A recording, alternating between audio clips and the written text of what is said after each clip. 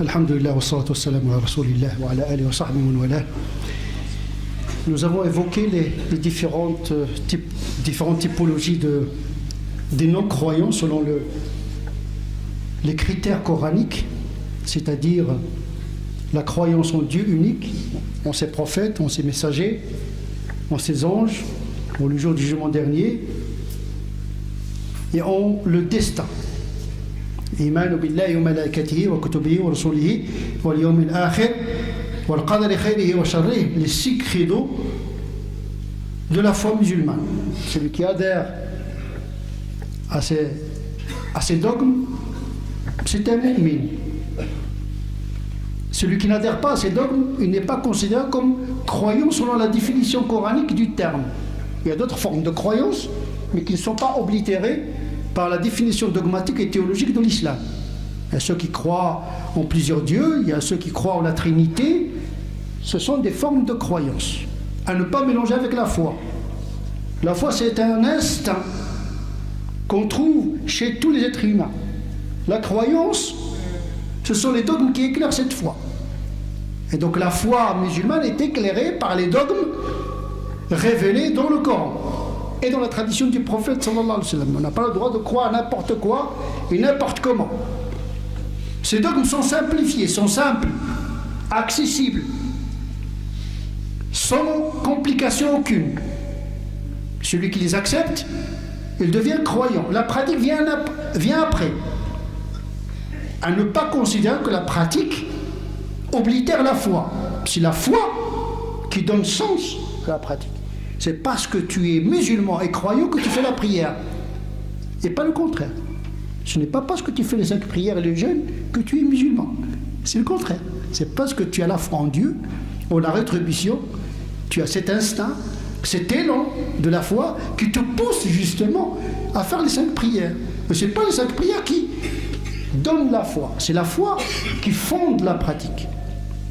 Et donc on est déjà musulman avant de faire les 5 prières, avant de jeûner. Et puisque Dieu dit il appelle ceux qui ont cru, et puis il appelle à la pratique. Bien sûr, il y a une autre définition de la foi qui consiste à intégrer la pratique dans la notion de la foi. Mais ça, c'est une autre définition. Mais la définition théologique considère que la foi, c'est l'adhésion, c'est l'assentiment du cœur et l'acceptation d'un ensemble de vérités sur Dieu, sur le prophète, sur les anges, sur le monde invisible, sur le jugement dernier. C'est ça la foi sur laquelle se construit la pratique. Et donc immédiatement après l'appel à la foi, le Coran appelle les croyants à la pratique. Parce qu'il s'agit d'une foi active. Croire et puis rester inerte, ça n'a aucun sens. La foi doit s'exprimer pour s'entretenir. La pratique préserve la foi. Quand le croyant ne pratique rien, il risque de perdre sa foi. Parce que le culte et la rectitude rappellent le musulman son allégeance qu'il a prêtée à Dieu par le biais de la foi. Vous liquidez les pratiques, vous risquez de perdre la foi. Sauf si vous tombez dans le pétrin. Généralement, les gens pensent à Dieu lorsqu'ils sont dans la difficulté. Pourquoi pas? Encore faudrait-il renouer avec Dieu. Et donc, les musulmans, eux aussi, ne sont pas les mêmes. Nous avons dit que les non-croyants ne se ressemblent pas. Il ne faut pas mettre tout le monde dans le même sac. Eh bien, les musulmans également n'ont pas le même niveau de la foi et de la pratique. Même au niveau de la foi. Parce que l'assentiment d'Abu Bakr radiallahu anhu n'est pas l'assentiment du cœur de n'importe quel croyant. Tasdiq aussi, c'est un degré qui diffère selon les personnes aussi. Plus vous avez une conviction, plus vous êtes très croyant, plus vous êtes pratiquant. La pratique, c'est un thermomètre qui indique l'intensité de la foi. Mais attention, il faut que la pratique soit éclairée. C'est pas cette pratique kamikaze, hein, du bar, hein, au martyr. Nous avons aujourd'hui des jeunes, hein, qui désertent la France pour aller combattre en Syrie. Ils cherchent le martyr. C'est un saut périlleux. C'est brûler les étapes. Des gens qui vont pour combattre, ils ne savent même pas pourquoi ils combattent, et pour quel Dieu, et pour quelle cause, et selon quelles règles. C'est une foi qui n'est pas éclairée. C'est comme un moteur qui tourne sur place. Il n'y a pas de roue, il n'y a pas de volant. Beaucoup de bruit, et ça finit par exploser. C'est ça, la foi est une bombe. C'est une énergie. Si on ne la canalise pas, eh bien, il provoque l'explosion ou l'implosion. Et donc la foi a besoin de l'ilm pour que la pratique soit de qualité. Donc la foi doit être intense, mais éclairée en même temps, pour que la pratique soit de qualité. Et il faudrait commencer par le commencement. Et le commencement, ce sont les 5 prières. Après la foi, directement, la première pratique, ce sont les 5 prières canoniques. Celui qui réussit à pratiquer comme il faut, en temps, en geste, en concentration, en présence d'esprit, celui qui arrive à réunir toutes ces conditions dans la prière, direct au paradis. C'est le chemin le plus court, mais le plus difficile aussi. 5 prières, c'est une pratique qui revient tout le temps. Hein.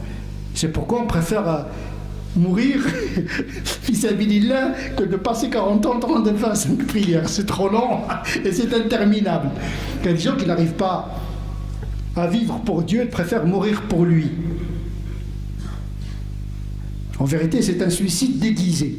Aujourd'hui, c'est la mode aujourd'hui. C'est un suicide déguisé parce que le martyr ne se cherche pas, il se donne. Al-maut fi sabilillah, c'est quelque chose qui vous vient. C'est pas chercher la confrontation. La tatamannaw liqa al-adu. Ne cherchez pas le conflit. Mais quand le conflit s'impose, vous ne pouvez pas l'éviter. Eh bien, combattez fi sabilillah et sachez que le paradis est sous l'ombre des épées. Wa'lamu anna al-jannata tahta dhilali as-suyuf. C'est pas une quête de la guerre, mais c'est une guerre qui est imposée, un martyr qui est imposé. Notre religion, c'est la religion de la vie, de la transcendance. Vivre pleinement sa vie, fi sabilillah. Yahya fi sabilillah, vie pour Dieu. Incarne les valeurs et transmet ces valeurs à tes enfants, à ta progéniture, à ton entourage. Sois utile à ta société. Mais en commençant d'abord par la connexion directe de cette prière. Le prophète sallallahu alayhi wa sallam, quand il a envoyé Mu'adh ibn Jabal pour prêcher la bonne parole, il a dit tu vas rencontrer des gens du livre. La première des choses que tu dois leur demander, invite-les à croire en Dieu l'unique et en ma prophétie.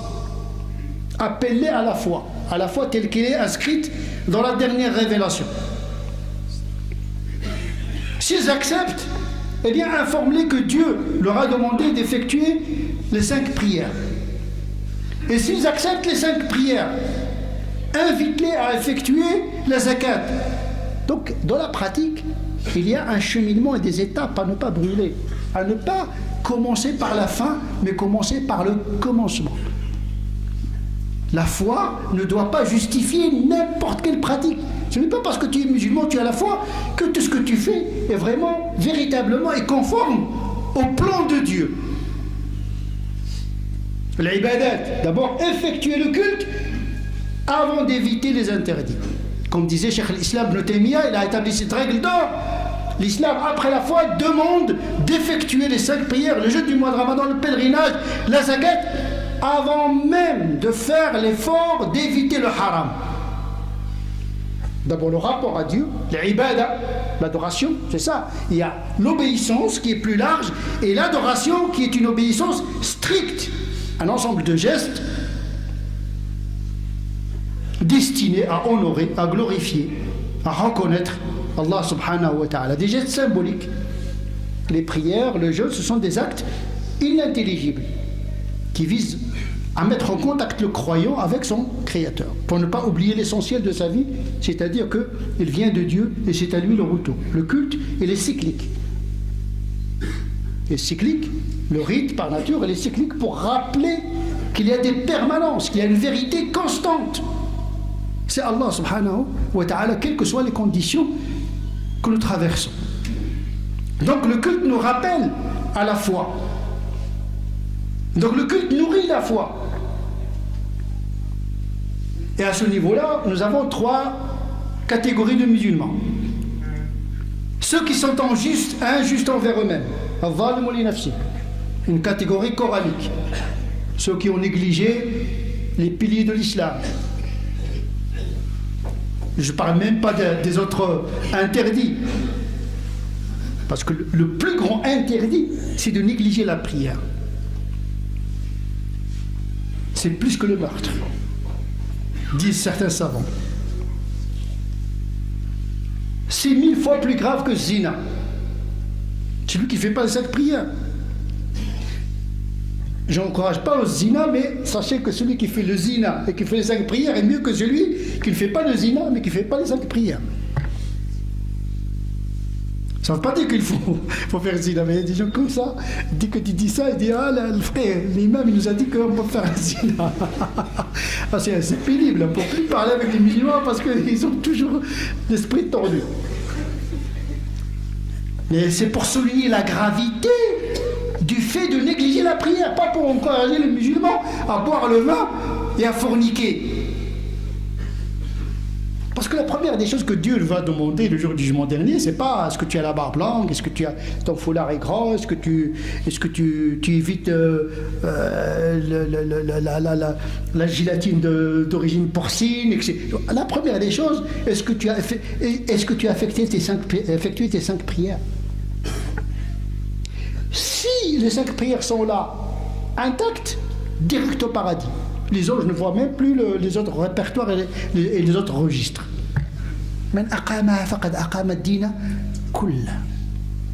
On voit les jeunes se disperser dans toutes les pratiques imaginables et possibles aux dépens des 5 prières.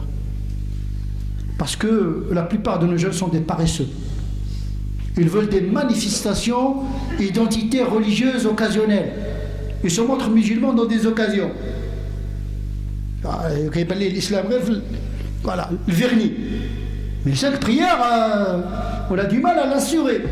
Salat al-Fajr, la prière à l'heure, se concentrer sur la prière, etc. Parce qu'en vérité, la prière transforme l'individu. À force de la respecter comme il faut, il vous donne le bonheur et la force de vivre. C'est ça, un des objets et des objectifs de la prière, c'est qu'il vous donne le carburant, l'énergie pour traverser le désert de l'existence. Mais à condition que tu aies l'intention de vivre le bonheur de la prière et de la recevoir comme un don et pas comme une sanction. Il y a ceux qui font la prière avec une bonne intention parce qu'ils ont une bonne idée de Dieu, parce qu'ils pensent que la prière est une thérapie, c'est un médicament, c'est un aliment, donc ils viennent avec un cœur heureux. Et ceux qui viennent comme un esclave qu'on tire avec des chaînes. Ah, c'est pas la même chose et c'est pas le même effet.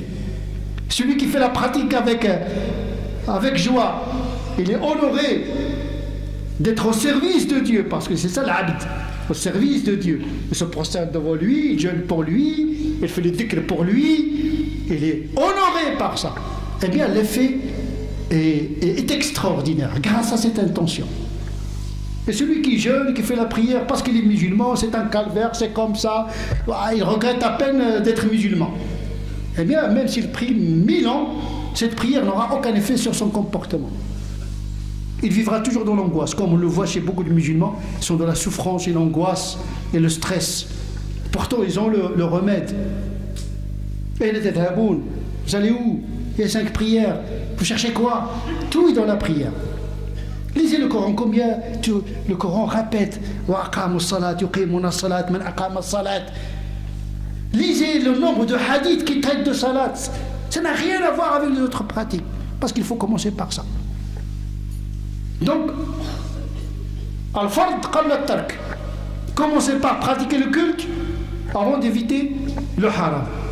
Il y a ceux qui sont injustes envers eux-mêmes, ils ont négligé le fara'id. Il y a le muqtasid, les smicards, ils sont économes, ils font les 5 prières, le jeûne du mois de Ramadan, mais ils n'ajoutent rien du tout. Ils sont contents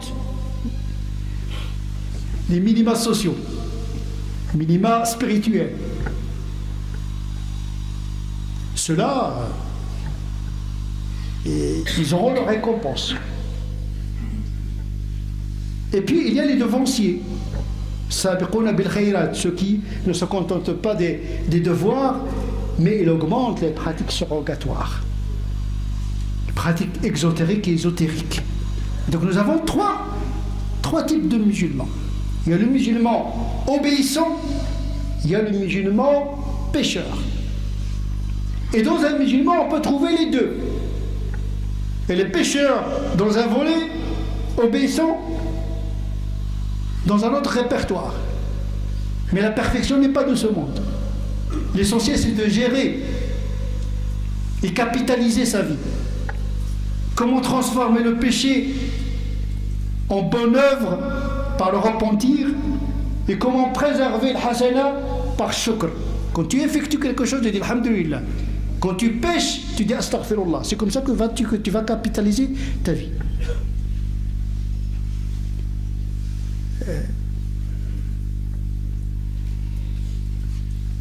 Mais là aussi, comme pour les non-musulmans, il ne faut pas se tromper de rapport. Il y a le statut du musulman dans ce bas monde. Et les musulmans, parce qu'il fait la prière, parce qu'il dit la ilaha illallah, etc. Il y a son statut dans l'au-delà, inconnu. Personne ne sait, parmi les musulmans, son devenir dans l'au-delà. Ce que tu considères comme un kafir, un apostat, ce que tu considères comme un murtad, ce que tu considères comme un mubtadi', ce que tu considères comme un pécheur, peut-être aux yeux de Dieu, il ne l'est pas. Et celui que tu considères comme un pieux, comme un saint, dans ce bas monde, peut-être aux yeux de Dieu, il ne l'est pas. Notre jugement s'arrête aux apparences. Mais le devenir eschatologique des croyants, seul Dieu le connaît. C'est pour cette raison que les savants disent qu'il ne faut jamais détester le musulman, le croyant, il faut détester son péché. On déteste le mauvais comportement. Mais l'être humain, en tant qu'être humain, on doit le respecter. C'est très important cette distinction. Quand un musulman commet un acte de le kufr, on dit c'est un acte de kufr. Mais on ne doit pas traiter le musulman d'un kafir. On juge l'acte et on ne juge pas toute la personne. Et même si on dit que ce musulman est excommunié, ça c'est dans la loi de ce bas monde. Mais peut-être chez Dieu, il a un autre statut. C'est un droit d'Allah subhanahu wa ta'ala que personne n'a le droit de transgresser.